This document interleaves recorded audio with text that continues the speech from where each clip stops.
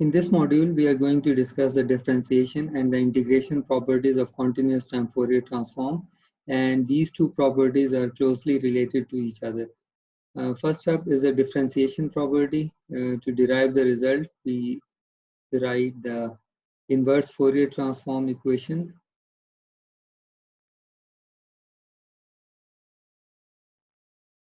Ej omega t times d omega, and then we differentiate both sides of this equation with respect to variable t. We get dxt by dt equals 1 over 2 pi minus infinity to infinity, and on the right hand side this complex exponential ej omega d involves this t. When we differentiate it with respect to t, it will give us j omega. X j omega is already there, e j omega t times d omega. So by comparing this result with the general inverse Fourier transform equation, we can conclude that the Fourier transform of dxt by dt is in fact j omega times x j omega. So remarkably, Fourier transform replaces the operation of differentiation in time domain with multiplication by j omega in the frequency domain. And in fact, we can repeat this result for any higher order derivative. So every time we differentiate the function with respect to t, we will keep on getting additional j omega term here. So for the nth order derivative of xt, the Fourier transform is j omega to the power n x j omega. It is an extremely useful result for the analysis of LTI systems that involve differential equations. And in fact, this was also the original motivation of Fourier. He was analyzing the differential equations of heat, and to facilitate or ease his analysis, he came up with Fourier series and Fourier transforms. Now, next up is the integration property.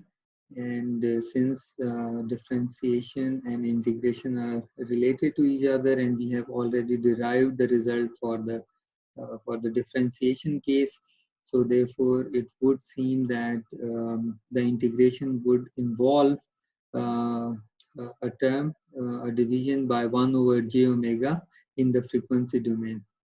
That is the Fourier transform of integral minus infinity to t x tau d tau. It should look something like this: x j omega divided by j omega.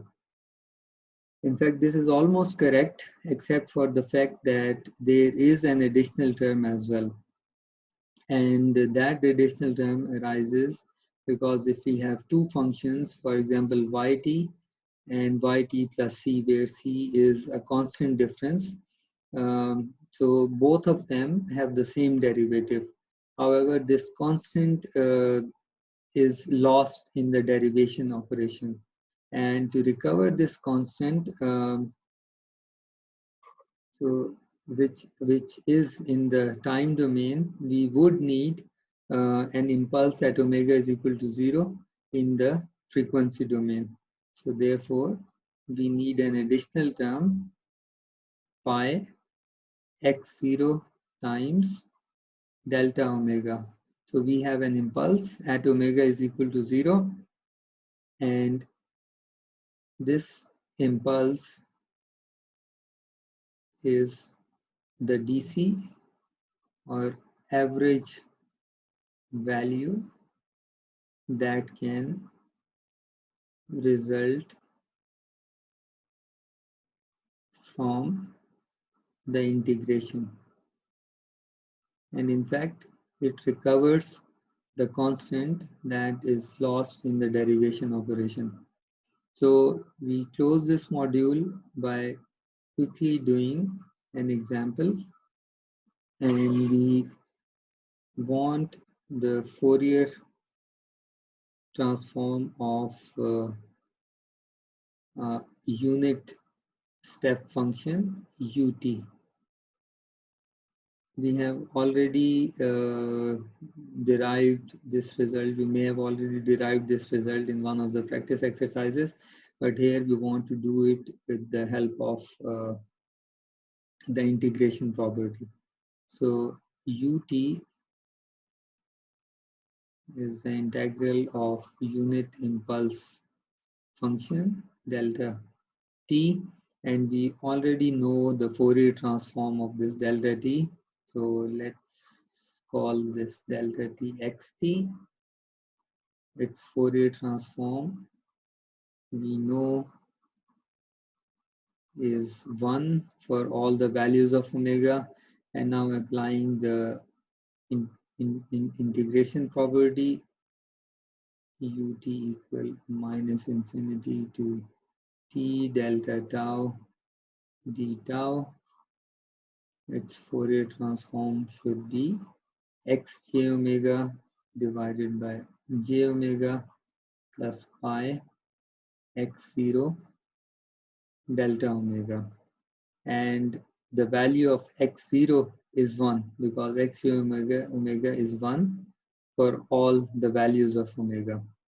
So we get 1 over j omega plus pi delta omega, which is our uj omega, the Fourier transform of a unit step function. With the help of this result, we can once again find the Fourier transform of delta t. We already know the result, but here, if we find the Fourier transform of delta t using this result, we will see the application of the differentiation property. So now we want to find the Fourier transform of delta t using u j omega.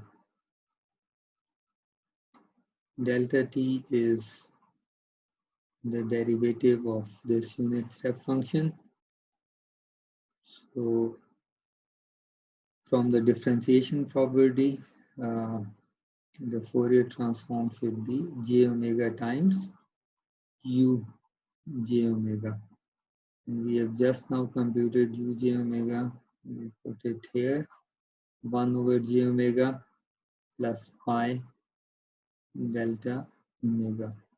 So we get 1 plus j pi omega times delta omega.